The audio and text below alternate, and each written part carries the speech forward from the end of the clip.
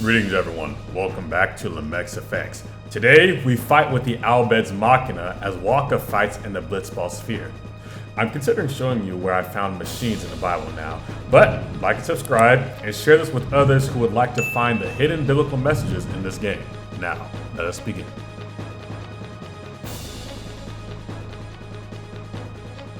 Now, for those of you who are new to my channel, welcome. This series is so I can find all the hidden biblical messages in this game. If I can do that, I believe I can make my own hidden messages. Also, this is the 28th episode, so here's a playlist where you can find all the other ones. If you are wondering which episode is which, notice that each one starts with a number. That is the number of each episode. So, I'd like to show a video first that will introduce what we're going to talk about today. Last episode, Yuna was kidnapped by the Al Bhed, so...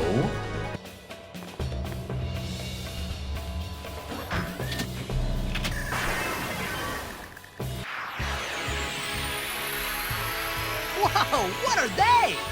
Ancient machina salvaged by the Al Bhed. They are mostly vulnerable to lightning.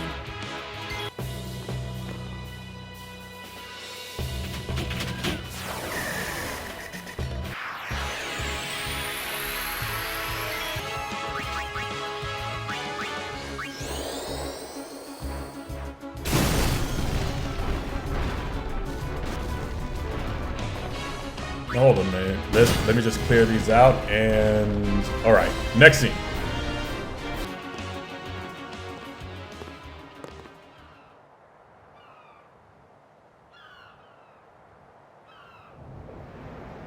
The Aurochs are keeping the score tied with some excellent defense, folks.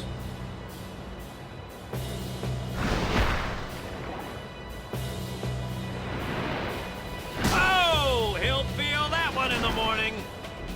But the referee doesn't call the foul. Wakka's taking a real beating out there.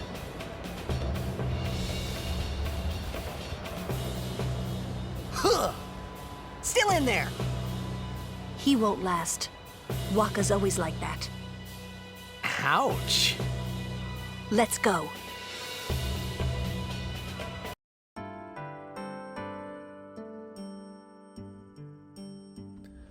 Alright, I'm not going to attack Lulu. I'm not going to attack Lulu. I'm not going to attack Lulu. That's not why I came here today. I won't do it. Don't do it. Okay, I think it passed. You know, every time she opens her mouth... Anyway, so the last episode we showed how the split between the Yevonites and the Al Bhed is similar to the split in Israel. However, I never actually showed the split happening, so let's get to that. Okay, so back to 1 Kings chapter 11, and oh man, there is a lot of important information here. I mean, as I read this chapter, there is stuff in there that gives context to the entire New Testament. It is highly important. Okay, I will summarize some things and pull the scripture whenever we need it. Let's see. There was a man from the nation of Edom who survived the slaughter David brought to his country, and he fled to Egypt as a child and was there until King David died. When he heard David was dead and Solomon ruled, he left Egypt. Why? Well, if any of you have watched an anime called Goblin Slayer, it is said that a goblin holds hatred forever. If you let the children live, even their grandchildren will seek revenge. Edom is a goblin. This will become important when we explain later the daughter of Babylon thing. So don't forget it, because who is sin? That's right, Babylon. So we need every history for Edom, the daughter of Babylon. Alright, so in the last episode, God said he would rid the kingdom from Solomon and give it to his servant. So 1 Kings chapter 11 verse 26. And Jeroboam, the son of Nebat, and Ephrathite of Zeradah, Solomon's servant, whose mother's name was Zeruiah, a widow woman, even he lifted up his hand against the king. Oh wow, here's Jeroboam, Solomon's servant. You know what comes next, right? But first, I need to show what kind of man this servant is. Verse 28, and the man Jeroboam was a mighty man of valor. And Solomon, seeing the young man that he was industrious, he made him a ruler over all the charge of the house of Joseph. Oh wait, this is a man of valor, meaning he is a man of war. Not only that, he was industrious. Industrious means skillful, clever, genius, and creative.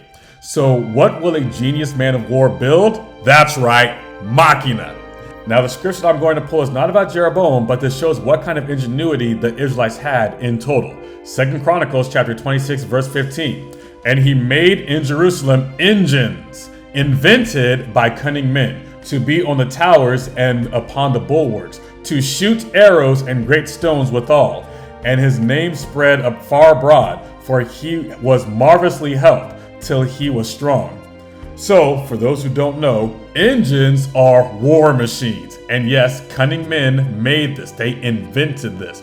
But Jeroboam was a cunning man whose intelligence was acknowledged by Solomon, the wisest man ever. He probably could build better. In other words, I found machina in the Bible.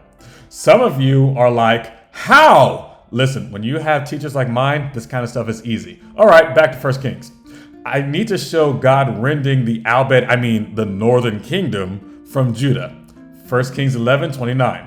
And it came to pass at that time when Jeroboam went out of Jerusalem that the prophet Ahijah the Shilonite found him in the way, and he had clad himself with the new garment. And they two were alone in the field. So Jeroboam had an awesome new garment, and he went out with Ahijah. All right. Verse 30 and 31. And Ahijah caught the new garment that was on him and rent it in 12 pieces. And he said to Jeroboam, take thee 10 pieces, for thus saith the Lord, the God of Israel, behold, I will rend the kingdom out of the hand of Solomon, and will give 10 tribes to thee. So now the prophet Ahijah took Jeroboam's garment and tore it into 12 pieces and gave 10 to Jeroboam. This was symbolic that out of the 12 tribes of Israel, Jeroboam will be king over 10 of them. Verse 32. But he shall have one tribe for my servant David's sake, and for Jerusalem's sake, the city which I have chosen out of all the tribes of Israel. Just for context, Solomon will be king over one of the tribes besides Judah. Verse 40. Solomon sought therefore to kill Jeroboam, and Jeroboam arose and fled into Egypt unto Shishak, king of Egypt, and was in Egypt until the death of Solomon. In other words, because of this prophecy, Solomon wanted to kill Jeroboam. So Jeroboam left. Now I named this section machinations because it sounds like machination. But it means plots or plans, especially to do evil. But I promised some wars, so let's get some.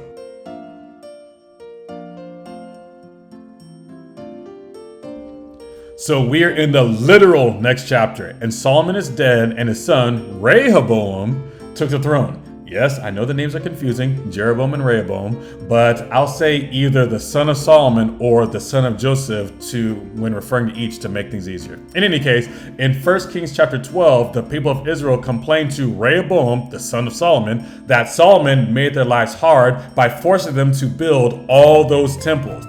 But they promised that if he eased up on them, that they would serve him willingly forever. Unfortunately, although Solomon eventually repented of the evil before he died, it was too late. His son had grown up knowing idolatry, and the scripture is true. Sirach chapter 25 verse 3. If thou hast gathered nothing in thy youth, how canst thou find anything in thine age? That means if you are young and dumb, you will be old and stupid, is like Ansem said. One who knows nothing can understand nothing. The reason I brought up that scripture that explains that if you were young and dumb, you will be old and stupid is because some people explain that they have a high body count, meaning they have slept with a lot of people, and blame it on the fact that they were young and dumb. But the fact that you are young and dumb and did something that stupid means that when you are older, you will make even worse decisions. So no one's going to want to marry you because you have a habit of doing things that dumb. But in any case, in the context of this video, even though King Solomon had repented, because his child was not raised up being wise, he was foolish when he became an adult. He made worse decisions by the time he became an adult, which leads to 1 Kings chapter 12, verse 14. Rehoboam said, and spake unto them after the counsel of the young men, saying, my father made your yoke heavy, and I will add to your yoke. My father also chastised you with whips, and I will chastise you with scorpions. In other words, he said, King Solomon ain't got nothing on me. And just like in Training Day, all of Israel did what all the Hispanic people did. They said, take care of your own stuff, and they left. 1 Kings chapter 12, verse 16, or verse 16. We're just jumping 2 verses. So when all Israel saw that the king hearkened not unto them, the people answered the king, saying, What portion have we in David? Neither have we inheritance in the son of Jesse. To your tents, O Israel. Now see to your own house, David. So Israel departed to their tents. See? Told you. Now, wars. Verse 20. And it came to pass, when all Israel heard that Jeroboam was come again, that they sent and called him unto the congregation, and made him king over all Israel. There was none that followed the house of David, but the tribe of Judah only. So all the other tribes made Jeroboam, the son of Joseph, king over them. The only ones who stayed with Rehoboam, the son of Solomon, were Judah and... Verse 21. And when Rehoboam was come to Jerusalem, he assembled all the house of Judah with the tribe of Benjamin, and 180,000 chosen men, which were warriors, to fight against the house of Israel, to bring the kingdom again to Rehoboam, the son of Solomon.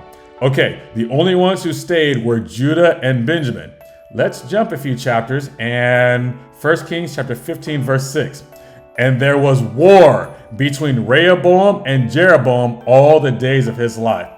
So we know that all the species in Spira represent a different race. So these two groups of humans fighting each other represent two groups of the same race fighting each other. We've already established in a previous video that humans represent Israel, so we have found in the Bible the explanation for these humans to be divided, the same way Israel was divided and has had wars to this day. 1 Kings chapter 12, verse 19. So Israel rebelled against the house of David unto this day. Like I said, they had wars unto this day. One more thing before I finish. I once said blitzball was symbolic of war because the Greek stadium's games symbolize war. Someone commented that my comparing playing a game to war was stupid. So, 2 Samuel chapter 2, verse 14. And Abner said to Joab, Let the young men now arise and play before us. And Joab said, Let them arise. So the subject is, Abner said to Joab to let the men play before us.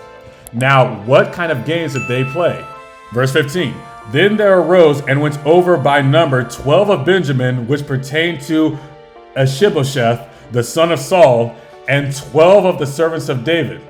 And they caught every one his fellow by the head, and thrust his sword in his fellow's side. So they fell down together. Wherefore the place was called Helkath Hazarim, which is in Gibeon. And there was a very sore battle that day. And Abner was beaten, and the men of Israel before the servants of David. So when Abner said, Let them play, he meant let them battle. Let them do war games. Let them sword play. Now that you have all this information, I can explain what Yuna, the child of a Yevonite and an Al Bhed, symbolizes next time on The Mex Effects.